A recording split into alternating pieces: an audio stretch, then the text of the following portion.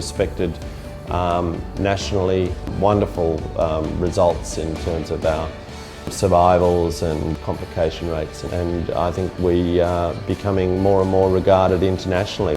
There is much to be proud of looking back over the last 30 years. I can only just imagine what it must have been like to go through a process where you had to first convince the government that something that was at the time seen as a big radical experiment, that they should fund it, and then finally that your hospital should be the one to manage it. It was 1986, and under the leadership of Professor Ross Shiel, the team who'd won a tough contest to bring the unit to RPA was keen to get to work. Yes, I think the expertise is certainly here, and we feel confident we can provide a very satisfactory service for Australians with liver transplantation. On the 8th of January, they prepped their first patient, 16-year-old Richard Smart, and set forth on the 14-hour operation. He's conscious and communicating, and he's bright and alert. With the nation's eyes upon them, the transplant team was on alert for anything that could possibly go wrong and were ready to improvise when it did. He began bleeding extensively into his bowel while we were actually operating, and we had to stop doing our liver transplant and tend to the horrendous hemorrhage that he was having into his bowel. We had to do a bypass from well down in the lower part of the bowel and bring it up to join onto the portal vein here. And that took a considerable time to work it out and to get it to work. Soon after Richard's surgery, tiny Caitlin Moffat presented to the unit and miraculously was found a match. She was just 2.5 years old. The operation started around 10 o'clock last night with a team of 12 doctors from the Royal Prince Alfred Hospital and the Children's Hospital at Camperdown working to replace the liver of the smallest patient on the national transplant list. It's very tricky, as you might imagine, operating in such a tiny child and with such a confined space to do all those intricate manipulations. But the operation really went extremely smoothly. We were very pleased with it. She's done as well as any patient who's been transplanted in the past. She's had very few complications. I don't remember a thing, so nothing, no. Nearly 30 years to the day of her surgery, Caitlin today is the picture of vibrant good health. She lives an energetic lifestyle and has represented New South Wales and Australia in her much-loved dragon boat racing. Yeah, I've travelled the world through paddling, loving life. Yeah, it's been great. Caitlin was our very first paediatric patient, and we really didn't know what to expect. Theatre nurse Jenny Watson was on the team from day one. But she did very well, and eventually when she went to school, my sister taught her, so my mother thought it was wonderful that I'd helped to save her life, and my sister had helped to educate her. Caitlin is a qualified landscape architect with New South Wales Willara Council and very conscious that she's here thanks to the generosity of a donor family. I'm acutely aware of the gift that we have been given. Another darling of the transplant unit was equally tiny Samantha Porthouse from Tasmania. She had waited far from home for more than a year to have her surgery. The difficulty was in finding another size-matched donor. With time running out, the transplant team decided to try more pioneering work, executing their first ever cut-down of an adult donor liver. She's now exactly 3 months post-transplant, and of those patients who make it to 3 months, greater than 90% can be assured of a long-term normal survival. Today, Samantha has a little girl of her own. Just wanted to wish you guys a happy 30th anniversary and thank you for all you did for me. This is my daughter Georgia Porthouse and she's 4 years old. Thanks guys. And they continue to enjoy life in Tasmania. It was very exciting, I guess, is one word you would use. Those early years were filled with trial and error on the way to developing today's techniques.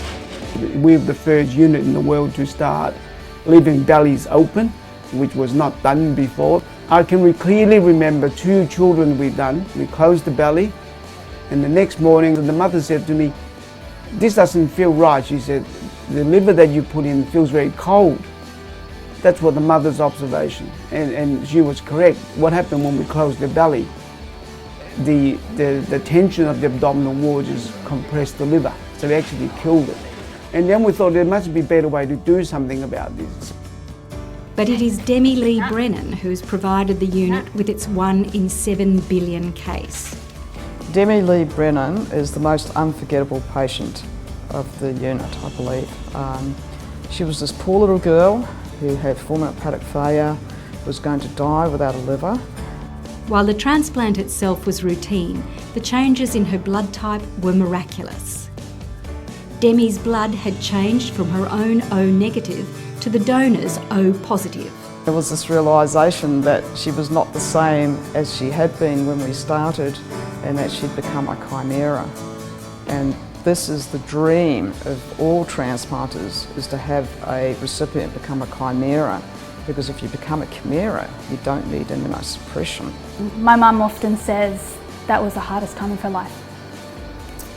Demi Lee and partner Jason are now parents to baby girl Skylar. I see the concept of life a whole lot differently. Now that I'm bringing up a little person, she's the biggest accomplishment that I've achieved, but I'm happy to say that I've made the most of my life. Right now I'm studying, and I've got amazing animals, and I've got an amazing partner and a house, and we're settled down now, so we're very happy, and it's good. It's hard to believe that it might not have happened. There's only one of her so far in the world, and she's almost unrecognisable to me now, because I remember the small little child who was, fighting for her life and was just bright yellow, and now she's this young woman, robust young woman, healthy young woman, complete with a set of tattoos. On its 30th anniversary, the team has completed a total 1,590 liver transplants. The procedures are more streamlined, surgery times are shorter, and survival rates continue to improve. The advances have been rapid and far-reaching.